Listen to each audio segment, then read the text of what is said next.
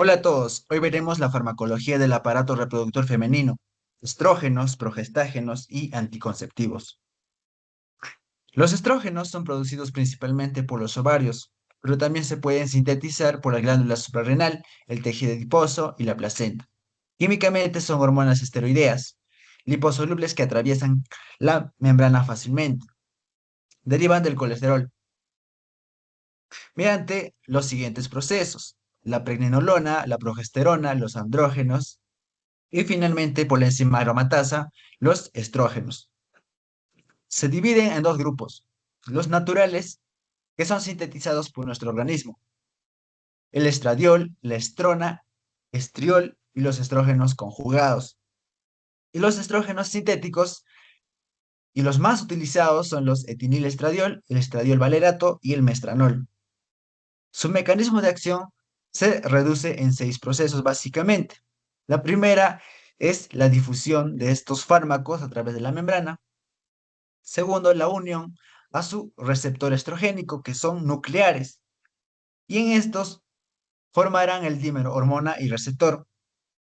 Luego se unirán al ADN en el elemento de respuesta estrogénica, y estas van a activar la transcripción de genes, y finalmente se sintetizarán las proteínas.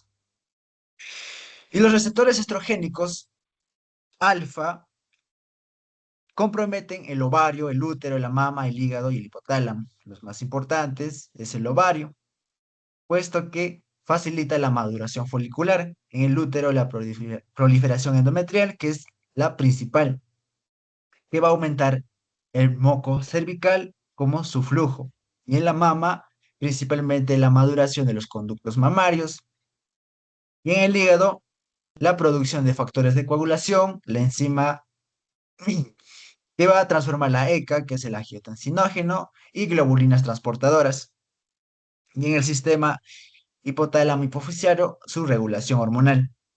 Y los receptores tipo beta, al igual que en el alfa, la maduración folicular en el ovario; en el hueso, la protección, puesto que va a disminuir la función de los osteoclastos, que es muy importante para la osteoporosis. Y a nivel sistema cardiovascular, pues va a regular el aumento del HDL, la disminución del LDL y la vasodilatación por el óxido nítrico. Y también el sistema nervioso central, que va a disminuir los sofocos, va a aumentar el estado de ánimo, mejorar la cognición. Los estrógenos. El estradiol es el más potente de los naturales.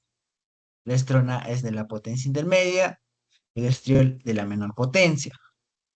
En las que el estradiol va a predominar en la edad de la mujer en su estado reproductivo. La estrona después de la menopausia, es decir, de la posmenopausia. Y el estriol en el embarazo. Y su origen principal del estradiol son los ovarios. La estrona, pues, va a ser la conversión de estradiol a estrona. ¿Esto qué quiere decir? Que no va a ser a nivel ovárico, sino a nivel extraovárico. El estriol, su origen principal es la placenta.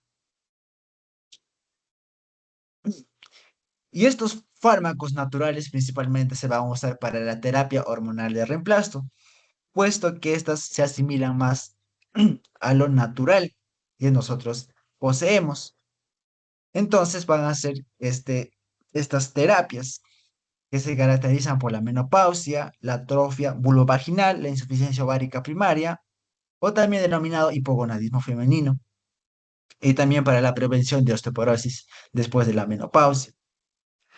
La estrona no suele utilizarse, puesto que esta puede coger dos vías, puesto que puede transformarse en estriol o estradiol, y no se puede predecir qué efecto pueda producir, y también por su baja potencia, pero no suele utilizarse. Pero antiguamente se utilizaba. El estriol se utiliza porque se puede predecir su efecto.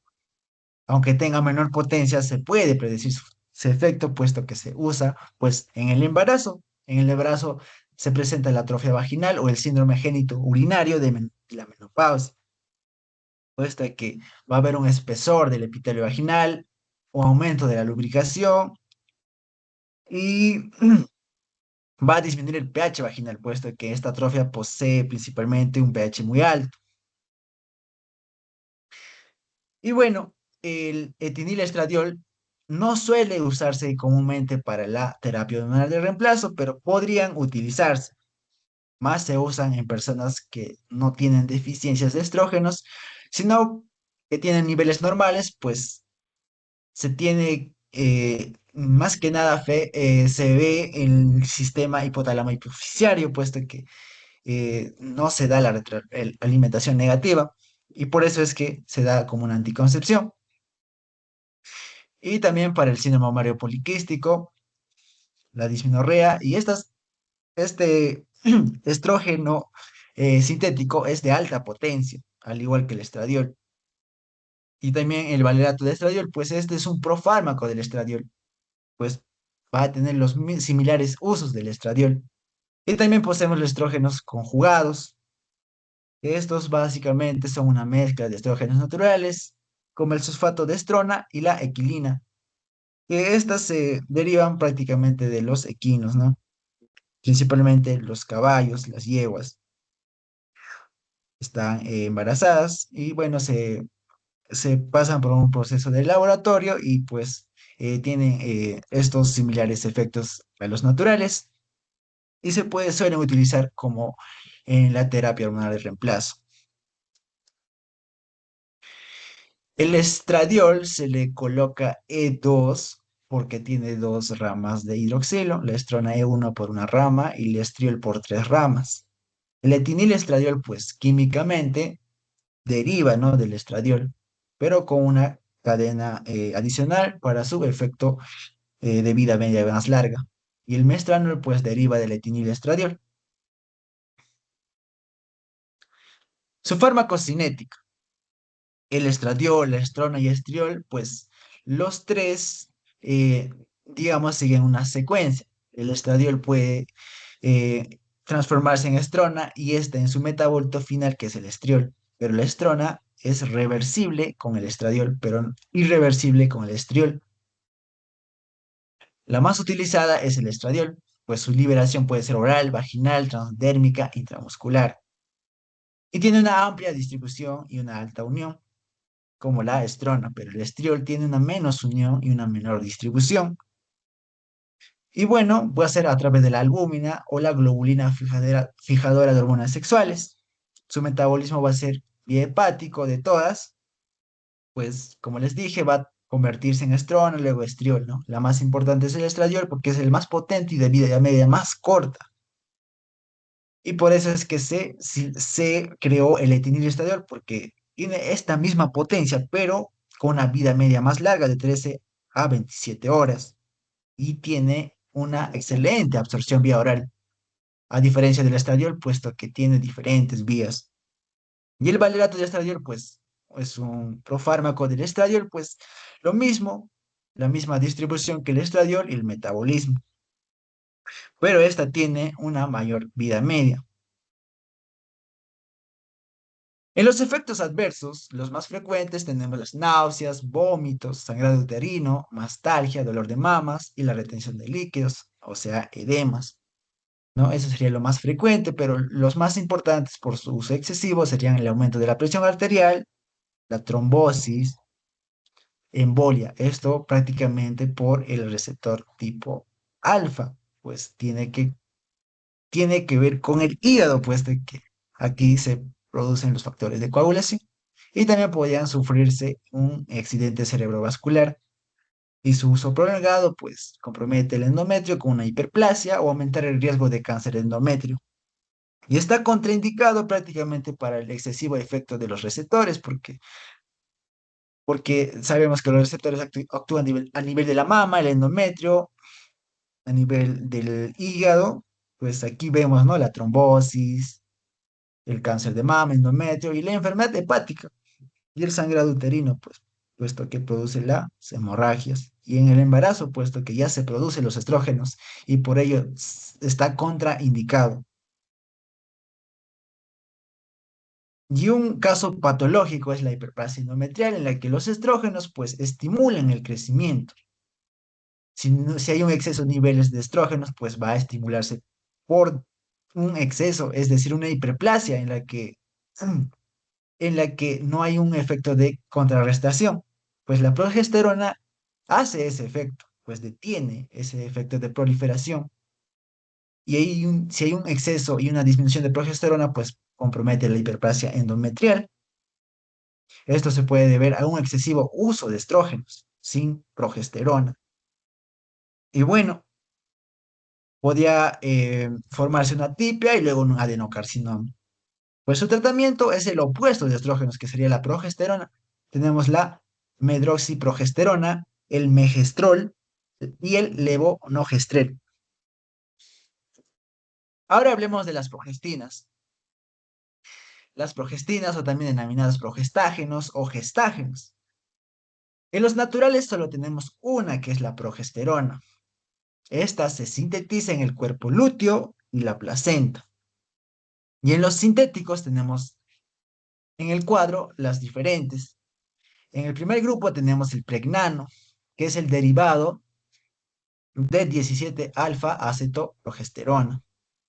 Como vemos en la imagen de las estructuras químicas, pues esta en el carbono número 17 se agrega una estructura química que le da un mayor tiempo de acción de vida media y eso la hace más estable. Y bueno, estas se utilizan para la terapia hormonal menopáusica, al igual que los estrógenos o el tratamiento con los estrógenos, puesto que se suelen dar tanto estrógenos y progesteronas. Al igual que también se puede dar vía parenteral a través de la inyección.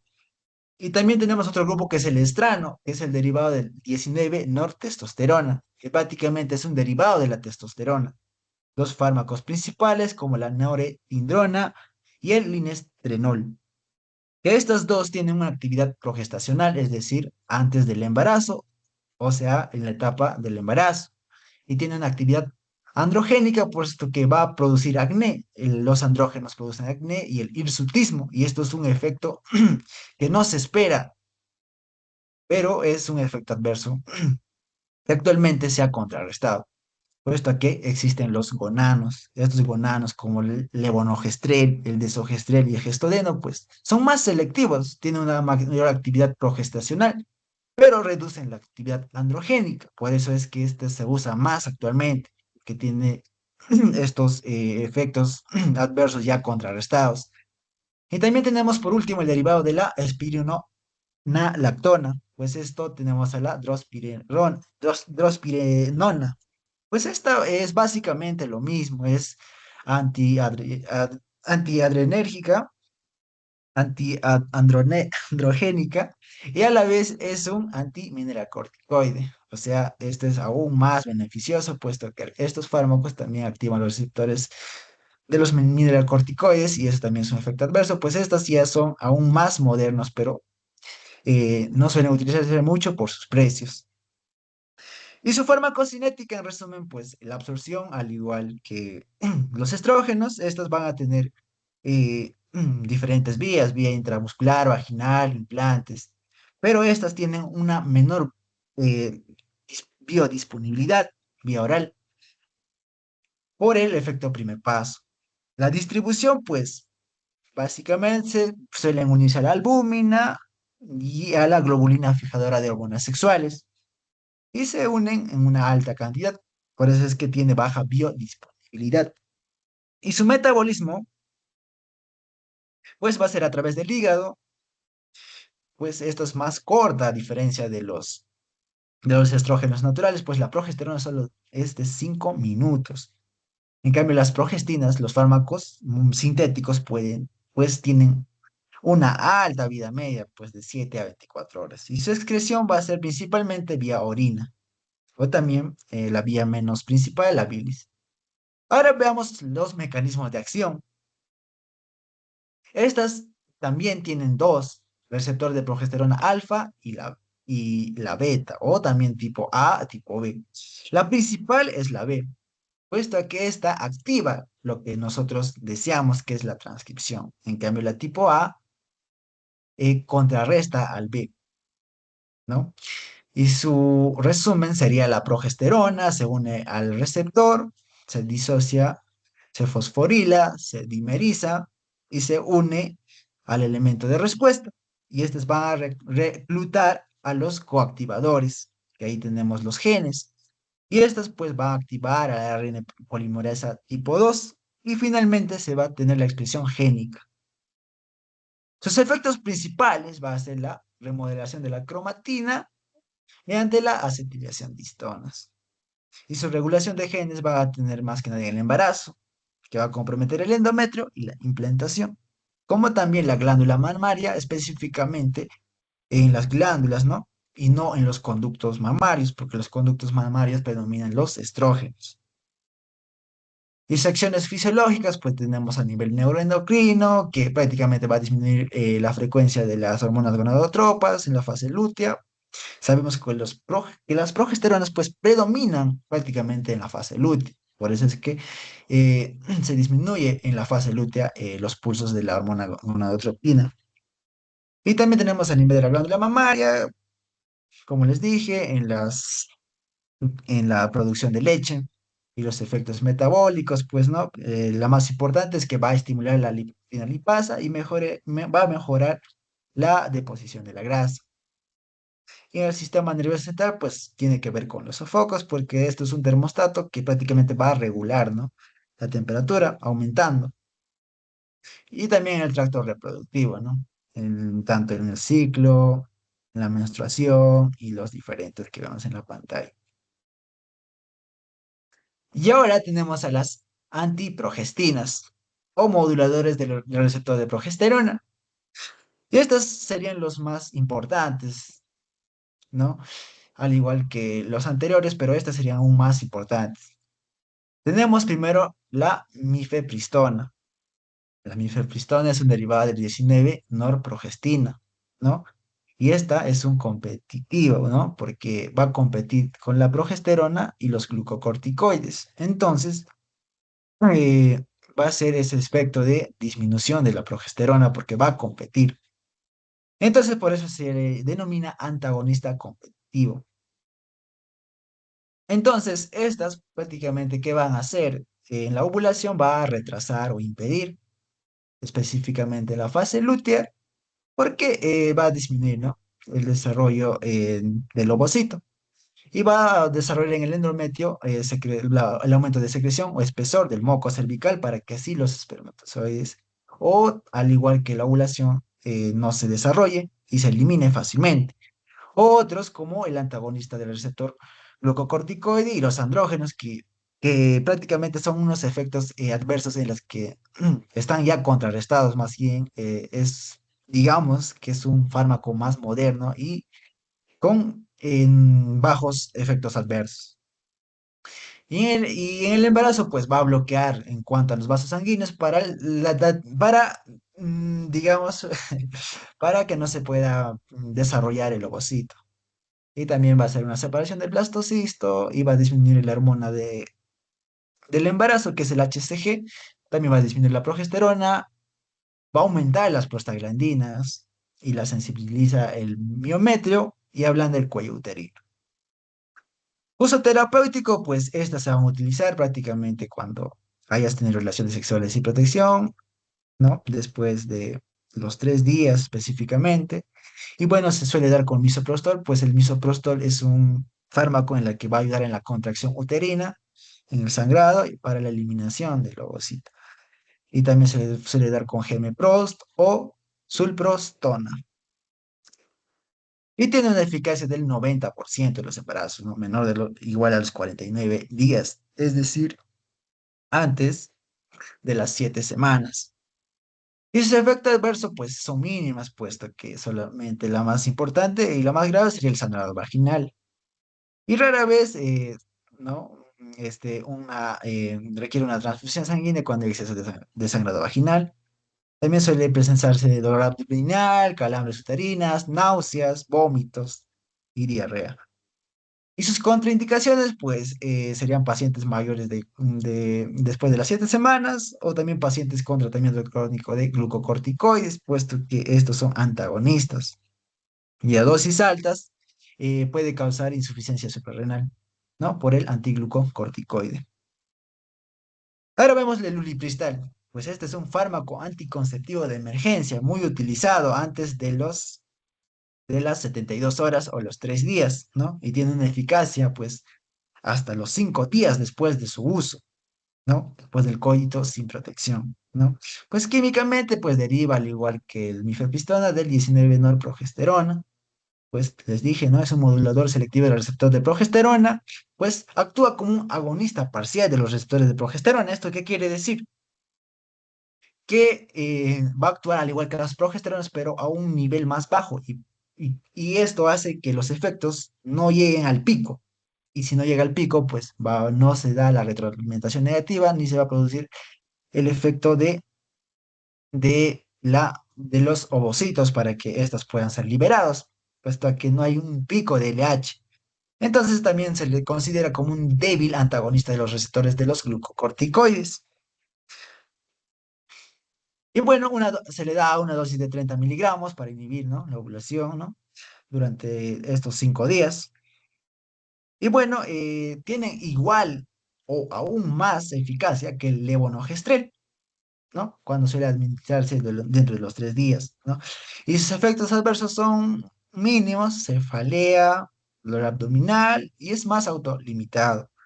Sus características importantes es que actúa principalmente, ¿no? Retrasando o inhibiendo la ovulación, puesto que a este pico que le denominamos en un momento, pues no se logra dar o es que se retrase. Entonces, puesto que a este efecto, pues no se da el efecto de la ovulación, ¿no? Y una presenta menor efectividad, ¿no? A comparación de la mifepristona en cuanto a los antiglucocorticoides, ¿no? Pues recordemos que la mifepristona prácticamente ya se desarrolla, es más abortiva, ¿no? Puesto que es más, digamos, es después de que hayan pasado los 3 días y es que se usa, suelen utilizarse más mifepristona que ulipristal, pero podrían utilizarse también mifepristona, ¿no? A cambio del ulipristal, pero culturalmente o digamos, no suelen venderte, ¿no? La mifepristona muy frecuentemente cuando quieres un anticonceptivo de emergencia y suele darte ulipristal, ¿no? Y lo que reduce los efectos, ¿no? Con el bloqueo de los receptores de los glucocorticoides. Entonces, ¿cuál es mejor, la mifepristona o el ulipristal? Es mejor la mifepristona, pero no te van a dar de manera más fácil, digamos, la mifepristona, ¿no? Continuando con la exposición, ahora hablaré acerca de los principales métodos anticonceptivos, los cuales se van a clasificar en dos grandes grupos, los métodos hormonales y los no hormonales.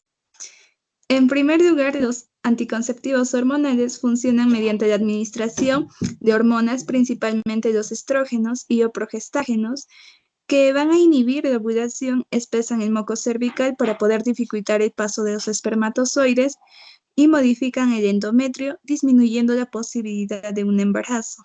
Dentro de este grupo encontramos los anticonceptivos orales combinados, el parche transdérmico, el anillo vaginal, las píldoras solo con progestina, entre otros.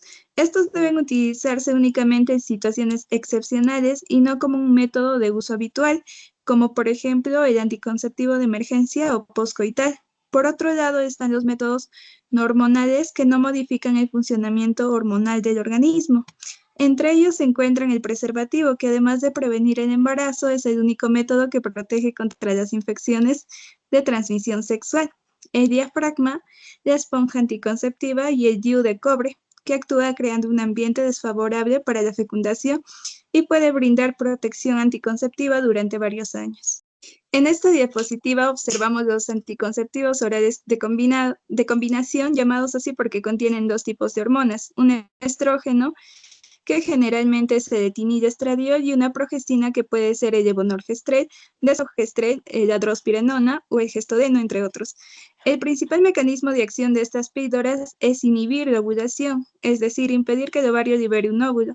Además, espesan el moco cervical, dificultando el paso de los espermatozoides y producen cambios en el endometrio, reduciendo la posibilidad de una implantación. Gracias a estos mecanismos, son considerados uno de los métodos anticonceptivos más eficaces cuando se utilizan correctamente. En cuanto a la dosis, Las píldoras activas se toman diariamente durante 21 a 24 días, dependiendo de la presentación. Posteriormente se realiza un intervalo de 4 a 7 días durante el cual se toman los comprimidos placebos, que son sustancias inactivas como por ejemplo el azúcar, o simplemente se descansa. Además, en este periodo aparece llamado sangrado por deprivación hormonal, que es similar a la menstruación, pero ocurre por la suspensión temporal de las hormonas. Respecto al tipo de esquema, existen dos presentaciones principales: el esquema monofásico, en el que todas las píldoras activas contienen la misma cantidad de estrógeno y progestina durante todo el ciclo. Su principal ventaja es que es más fácil de usar y existe un menor riesgo de errores. Sin embargo, algunas mujeres pueden presentar efectos secundarios si no toleran bien a esa dosis fija. Por otro lado, está el esquema trifásico, en el que la cantidad de hormonas cambia aproximadamente cada 7 días para poder imitar de forma más natural el ciclo menstrual. Esto puede disminuir algunos efectos secundarios, aunque requiere de mayor cuidado para tomar las píldoras en el orden correcto. En esta diapositiva se van a comparar 3 métodos anticonceptivos de larga duración que contienen únicamente la progestina. Por ejemplo, la inyección de acetato de medroxiprogesterona, el implante subtérmico de etonogestrel y el DIU hormonal con levonorgestrel. La principal diferencia está en su vía de administración y duración. Por ejemplo, la inyección se aplica por vía intramuscular o subcutánea cada 2 o 3 meses, mientras que el implante se coloca debajo de la piel del brazo y protege entre 3 y 5 años, mientras que el dispositivo intrauterino hormonal se inserta en el útero y puede durar de 3 hasta 8 años, dependiendo del modelo. Otra diferencia importante es que la inyección produce niveles altos de hormona en la sangre, el implante niveles moderados, y el DIU actúa principalmente de forma local dentro del útero, con muy poca hormona circulando en el organismo. Si bien es cierto, los 3 métodos son altamente eficaces y reversibles, aunque la fertilidad tarda más en recuperarse después de suspender la inyección. Además, pueden utilizarse durante la lactancia y ayudan a disminuir el sangrado menstrual. Sin embargo, ninguno protege contra las infecciones de transmisión sexual, por lo que si se desea esa protección, debe utilizarse el preservativo. En cuanto a los métodos de anticoncepción postcoital o de emergencia, también comúnmente conocida como la píldora del día siguiente, este método se utiliza para prevenir un embarazo después de una relación sexual sin protección cuando ha ocurrido una falla del método anticonceptivo, como la ruptura del preservativo o en casos de agresión sexual. Esto es importante mencionar, que no debe utilizarse como un método anticonceptivo habitual, sino únicamente en situaciones de emergencia. Existen 2 medicamentos principales. El primero es el levonorgestrel, que es una progestina sintética que se administra en una dosis única de 1,5 miligramos o en 2 dosis de 0,75 miligramos con 12 horas de diferencia. Su mayor eficacia se obtiene cuando se toma lo más antes posible, preferiblemente dentro de las primeras 72 horas después de la relación sexual sin protección. Sin embargo, su eficacia disminuye conforme pasan las horas. El segundo medicamento es el acetato de eudipristal, que va a actuar como un modulador selectivo del receptor de progesterona. Se administra en una dosis única de 30 miligramos y puede utilizarse hasta 120 horas, es decir, 5 días después de la relación sexual. A diferencia del levonorgestrel, mantiene una eficacia más constante durante ese periodo, por lo que suele ser más efectivo cuando han transcurrido varios días. En cuanto a la disponibilidad, el levonorgestrel generalmente puede adquirirse sin receta médica, mientras que el ulipristal suele requerir una prescripción médica en muchos países. Entre las ventajas de estos medicamentos destacan que son métodos seguros, no son abortivos, actúan rápidamente y no afectan la fertilidad futura. Como desventaja, si bien es cierto, su eficacia puede disminuir en mujeres con obesidad o sobrepeso, especialmente el levonorgestrel. Además, puede producir efectos secundarios leves como las náuseas, cefalea, dolor abdominal o algunos medicamentos, e incluso algunos medicamentos pueden disminuir su eficacia. La terapia farmacológica en obstetricia para la prevención del parto pretérmino, esto tiene como objetivo principal retrasar el nacimiento entre las 48 y 72 horas. Este tiempo es fundamental porque va a permitir administrar los corticoides para favorecer la maduración pulmonar del feto y si es necesario, trasladar a la gestante a un hospital con atención especializada. Para lograr este objetivo se utilizan los tocolíticos, que son medicamentos encargados de disminuir o detener las contracciones uterinas. El fármaco de primera elección es el nifepidino, que es un bloqueador de los canales de calcio. Se utiliza entre las 24 y 34 semanas de gestación, ya que es eficaz y presenta un buen perfil de seguridad. Su principal efecto adverso es la hipotensión materna. Otro medicamento es la indometacina, un inhibidor de la ciclooxigenasa o COX. Es muy eficaz, pero se recomienda utilizarla antes de las 32 semanas porque después de ese tiempo puede producir un cierre prematuro del conducto arterioso fetal. También encontramos el atosiban, que va a bloquear los receptores de oxitocina y reducen las contracciones uterinas. Tiene menos efectos adversos, aunque su principal limitación es su alto costo.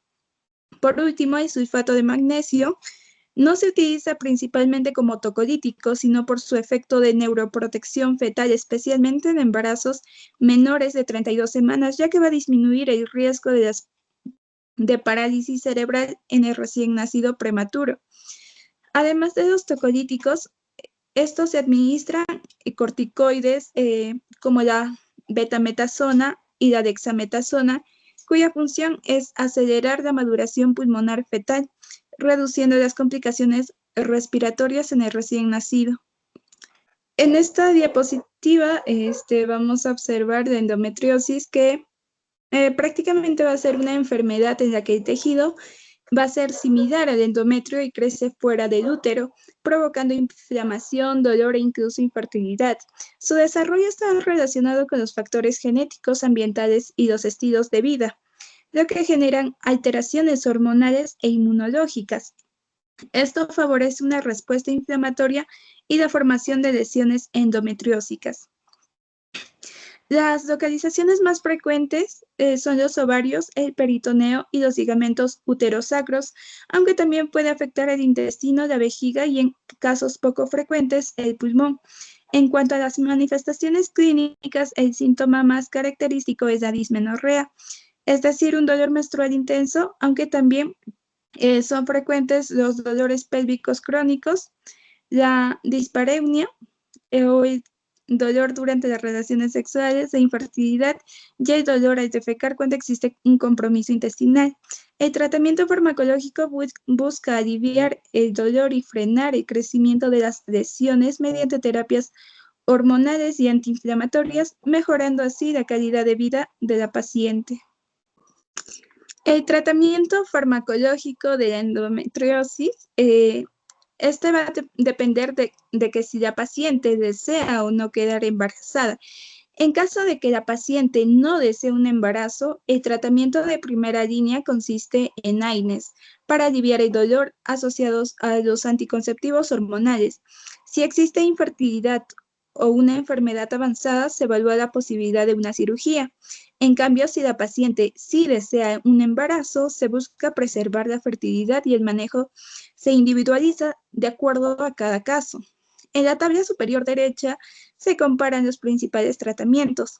Los AINES son eficaces para disminuir el dolor, pero no reducen las lesiones. Los anticonceptivos orales combinados y el DIENOGES son tratamientos de primera línea porque controlan tanto el dolor como el crecimiento de las lesiones, y en casos más severos se utilizan los agonistas o antagonistas de la hormona liberadora de las gonadotropinas y el letrozol.